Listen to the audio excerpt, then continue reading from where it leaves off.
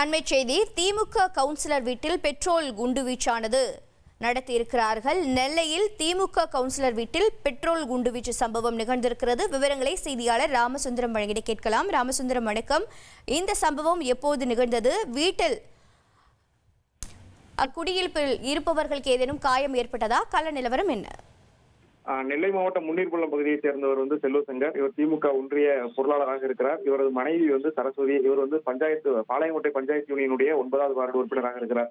இவர்கள் இருவரும் நேற்றைய தினம் வீட்டில் தூங்கி கொண்டிருந்த போது வீட்டுக்கு வாசல்ல மர்ம நபர் ஒருவர் பெட்ரோல் குண்டு வீசி சென்ற சம்பவம் ஒரு பரபரப்பை ஏற்படுத்தி இருக்கிறது. காலையில வீட்டு முன்பு கரி புகையாகவும் வீட்டு முன்பு அதிகமான அளவுல பெட்ரோல் வாடையும் அடித்த நிலையில போலீசாருக்கு தகவல் தெரிவித்திருக்கிறார்கள். சம்பவ இடத்துல போலீசாரும் விசாரணை மேற்கொண்டிருக்கிறார்கள். தற்போது இந்த பெட்ரோல் குண்டு வீச்சு சம்பவத்தை தொடர்ந்து அவரது ஆதரவாளர்களும் தற்போது வீடு முன்பு குவிந்திருப்பதால் ஒரு பரபரப்பான சூழல் முன்னீர்குளத்தில் ஏற்பட்டிருக்கிறது.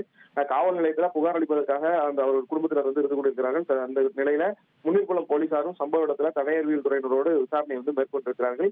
யார் இந்த பெட்ரோல் குண்டு வீச்சு சம்பவத்தில் ஈடுபட்டது உள்ளிட்ட விசாரணை சிசிடிவி கேமரா காட்சிகளின் அடிப்படையில் நடந்து வருகிறது. தகவல்களை வழங்கியதற்கு நன்றி ராமச்சந்திரன். உங்கள் தந்தி ஒன் தொலைக்காட்சியில் கர்ணன் தினமும் மாலை 5 மணிக்கு காண தவறாதீர்கள்.